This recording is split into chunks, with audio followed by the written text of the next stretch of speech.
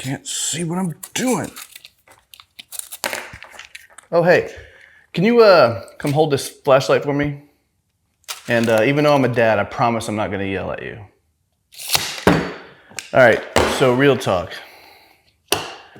This is a little extreme, I know, but it feels like for the last few years with this darkly lit, dimly lit shop, it feels like I've been at times working on projects by candlelight. And I know, again, it's a little extreme, but it definitely has felt like that. And so finally, after 3 long years of buying American Greenlight's LED strips, I'm getting them installed in the shop. And this video, I'm gonna take you through how I did it. So back in 2021, I ordered 12 strips from American Greenlights with intent of putting them up in the shop. Fast forward to 3 years later, I finally got my shop to where I needed it. Insulated it, covered the walls, got all of the electrical rerouted and run, a bunch of new outlets put in, all kinds of work in here. And I finally got it to a point where I could finally hang the strips. So last year, a year ago, I ordered another 6 LED strips from Jim over at American Greenlights. And again, this video is my process of installing them in my shop. So, oh, and by the way, I am not a licensed electrician.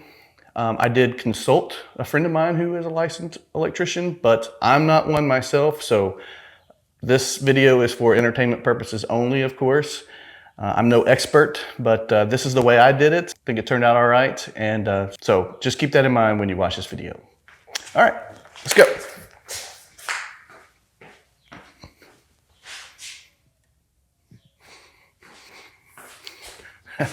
So again, this is what the shop looks like now. And let me show you how I got here.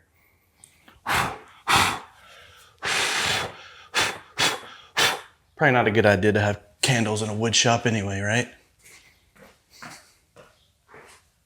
So as with any good project, I have to start with the coffee fix first, especially since it's been raining here in Southeast Texas for what feels like at least a month or so. I mean, it's been ridiculous. And of course this mug is good for both coffee as well as a nice Michter small batch, which is my personal favorite.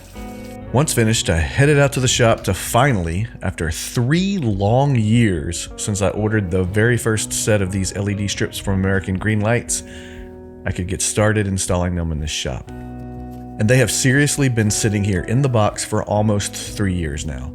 As I mentioned, I ordered the first 12 in the summer of 2021 and the other 6 last summer, so this is long overdue. Anyway, they came with all of the clips I would need to install each strip, which is only 2 per strip. And that really is all you need with these things because they are super light. Get it? I said light, talking about new lights. Anyway, I'm a fan of a good pun. In addition to the clips, they came with a set of paper instructions. However, that isn't it. Before I even ordered the first light, I sent a SketchUp file of my shop full with actual measurements of the room and the approximate layout of each of my main tools, as well as the wall of cabinets / miter station along the back wall.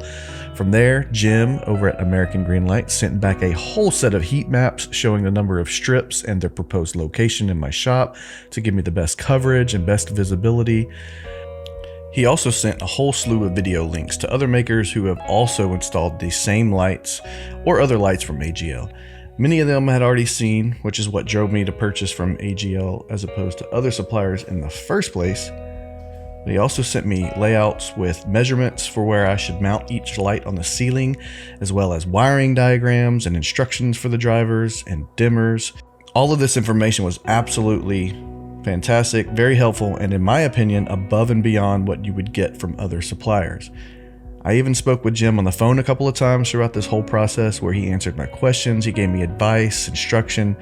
I mean, what other company really does that? I seriously can't recommend American Greenlights enough.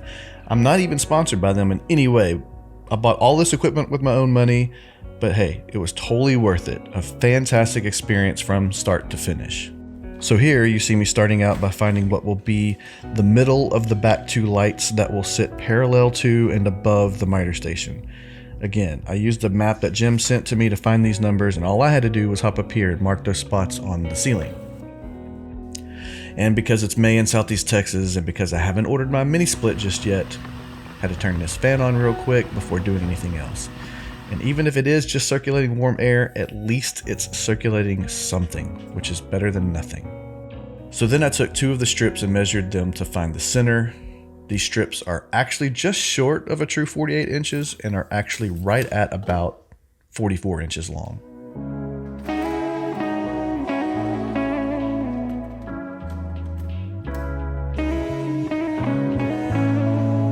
So I made a mark at 22 inch on each strip and then made sure I could see the mark from the side of the strip, and I'll just line this mark up with the mark I just made on the ceiling. And here are the clips that I'll use to mount each strip, 2 per strip. And where I don't have a ceiling joist, I'll just use these small yellow sheetrock anchors and some number 6 1-inch flathead metal screws to mount the clips to the ceiling. And ultimately, I only hit joists on these back 2 lights above the miter station, but again, these things are super lightweight, and these anchors are more than enough to hold them against the ceiling for the long haul.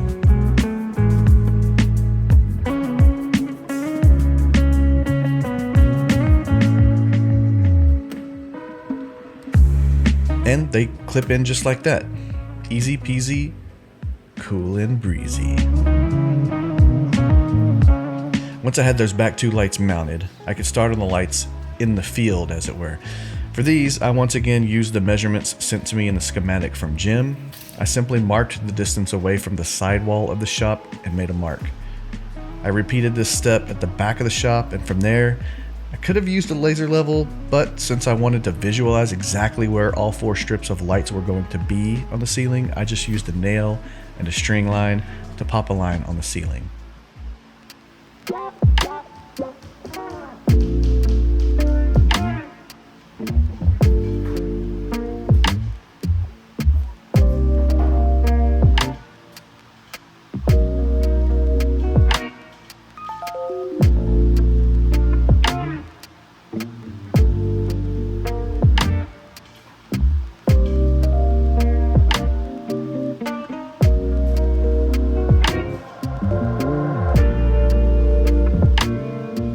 And as you can see here, that bracket for my garage door was right in the way, but I did end up cutting that back with my angle grinder and moving the brackets on both sides of the shop out of the way.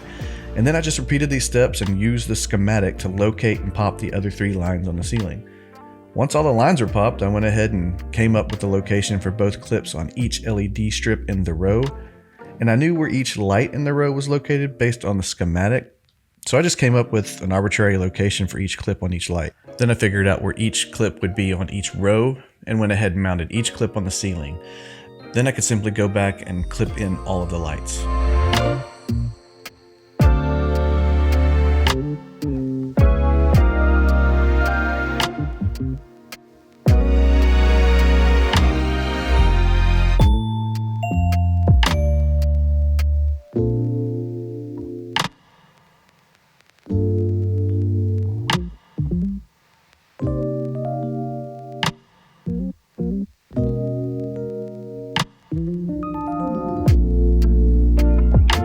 And this is what it looked like once all of the lights were up on the ceiling.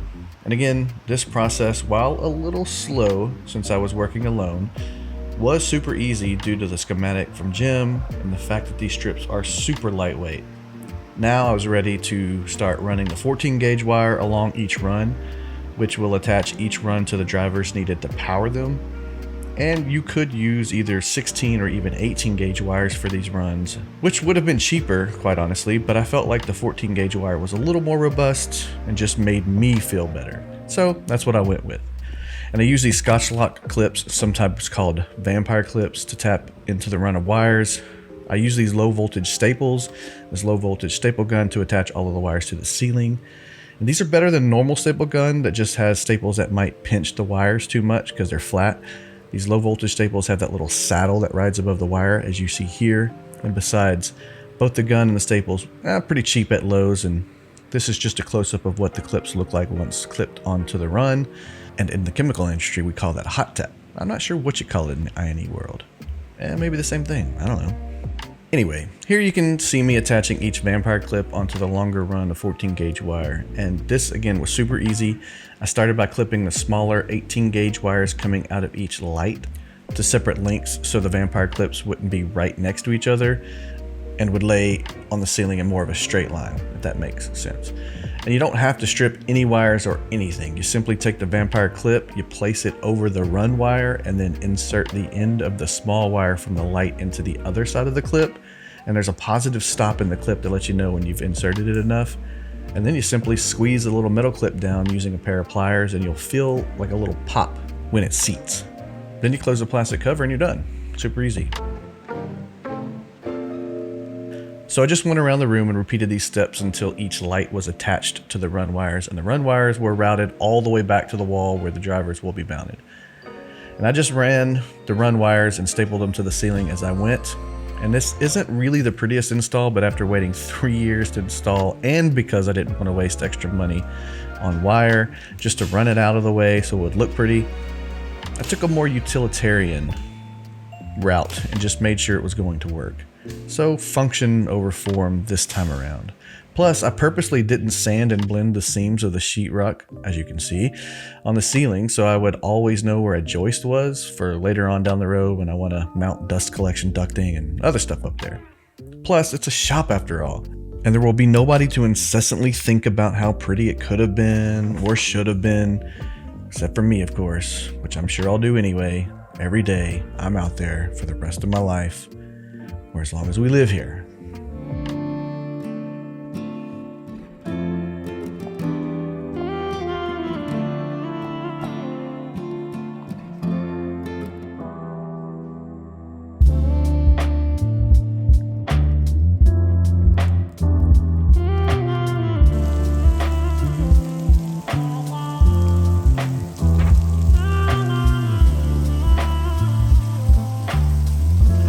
So the next day, still raining by the way, I went and dug through this scrap of plywood to find a piece to which I'll mount all of the drivers and the junction boxes that will house the potentiometers and the electrical connections. I started by first laying out the drivers on the sheet of plywood to determine exactly where I wanted to mount each of them. And the instructions from Jim indicated they needed to have a minimum of 2 inches between each driver, and since they're 150 watt drivers, they should be mounted to a standoff as well, instead of just flat to the wall or a mounting plate. And this of course is for increased air circulation around each driver to keep them cool.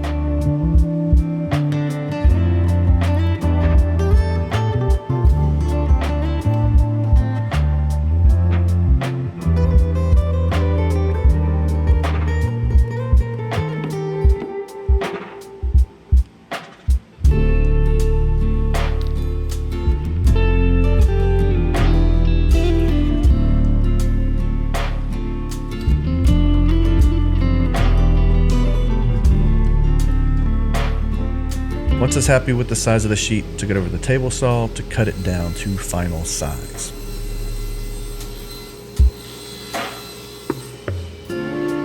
Then I found the center of the sheet of plywood and off camera marked the center of each driver so I could center them on the plywood for final mounting location.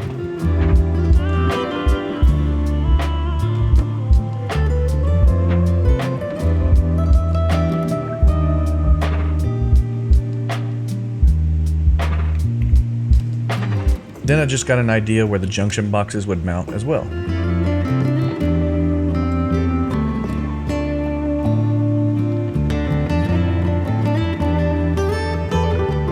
Then I grabbed a scrap piece of wood from the rack and cut it down to 1.5 inches tall by 1 inch wide, and these pieces will end up being my standoffs.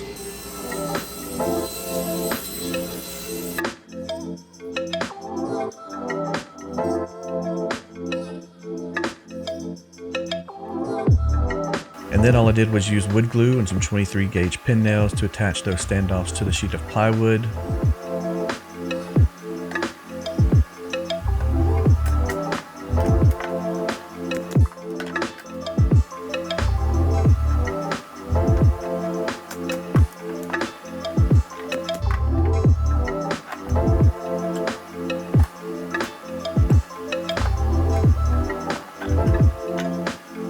Then finished installing them by re-drilling and countersinking some holes and using some 1 5/8" sheetrock screws to permanently mount them to the plywood.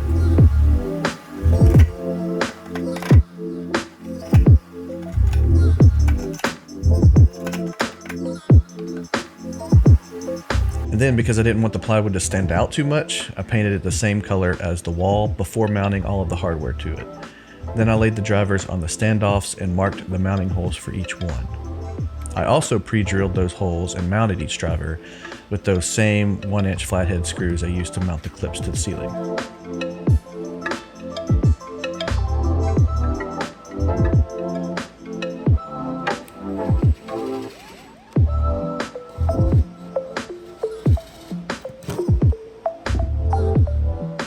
Then I laid out and marked where I wanted the potentiometers to be on the junction box cover, and then drilled those holes out with a 1/4-inch drill bit, or maybe it was 3/8. I don't remember.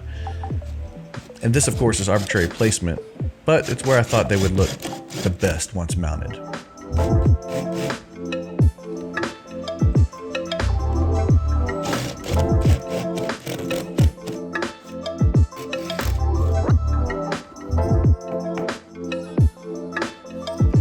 Sure they fit, and of course they did.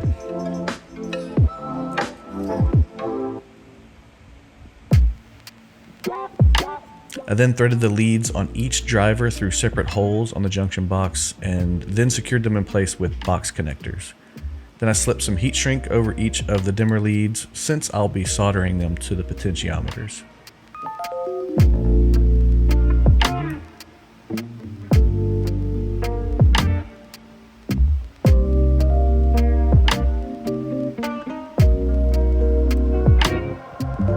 Heat shrink will just securely cover the soldered connections once they're made. And I'm in no way an expert on soldering electrical connections, but the leads came already tinned, so I started by tinning the prongs on the pots. And the polarity doesn't matter on these pots, so it doesn't really make a difference what color goes to which prong.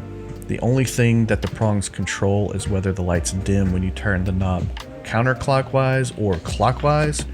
And soldered in this configuration, they get brighter in a clockwise motion, which is what I wanted because it makes the most sense to me.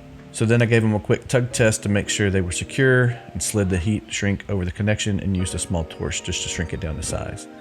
I also ended up putting a little electrical tape over the very top of those heat shrink areas since I couldn't quite get the heat shrink to cover the plate part of the pot. I don't know if that's good or bad, but that's what I did.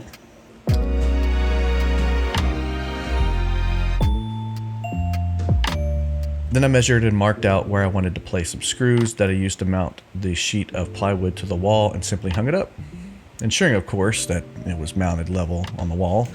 And while I could have certainly just mounted the standoffs and the junction boxes directly to the T111 siding on the wall, it was way easier to do it all on the workbench on a sheet of plywood and then mount the plywood on the wall.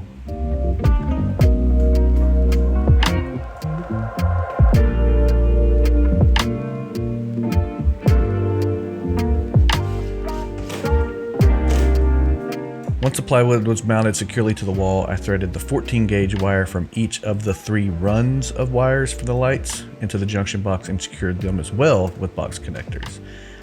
Then it was as simple as connecting all of the black wires to the black leads on the drivers and all the red wires to the red leads.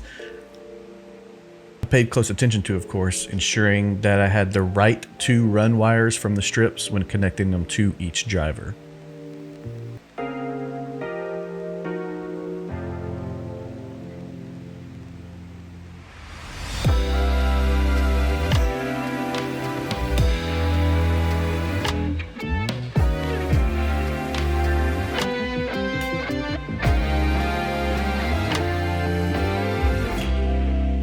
Once all of those connections were made, I poked the pots through the cover of the junction box, placed the black knobs on them, and secured the cover to the box.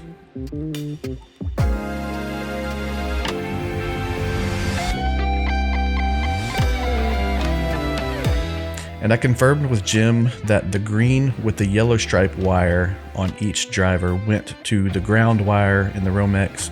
The blue wire on the drivers went to the white neutral wire in the Romex, and the brown wire on the driver went to the black load wire in the Romex. I also ran a ground pigtail to the grounding screw in the box since it's a metal box. And once all of those nuts were secure, I placed them all in the box and installed the lid. That was really easy too, just a few wire nuts. And here's the finished electrical panel. And as you can see from this shot, there's plenty of airflow behind the drivers. All right, so to better appreciate where I am now with these lights and this shop, let me show you where we started. From this dark and gloomy garage full of junk that sat just like this for the first few years since after we moved in back in 2016. Oh, good grief. That's rough to look at. I cannot believe I left it that way for so long. Anyway, to the insulated and sheathed and sheetrocked shop last year, which was still pretty dang dark and hard to work in, and frankly super annoying, even if it was much better than the original studs only garage.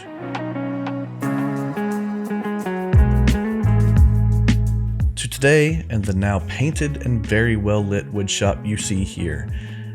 I can't even begin to express how happy I am that I can now actually see in this shop. No more wearing headlamps while working or being forced to work during the daytime so I could use the sunlight from open garage doors. I can finally work around the clock and confidently see what the heck I'm actually doing. And again, Jim and American Green Lights were so helpful during this whole process, and I really couldn't recommend them enough. Top-notch quality, top-notch service. Again, not sponsored, but absolutely a fan, for sure. So thank you, Jim and American Green Lights. Seriously.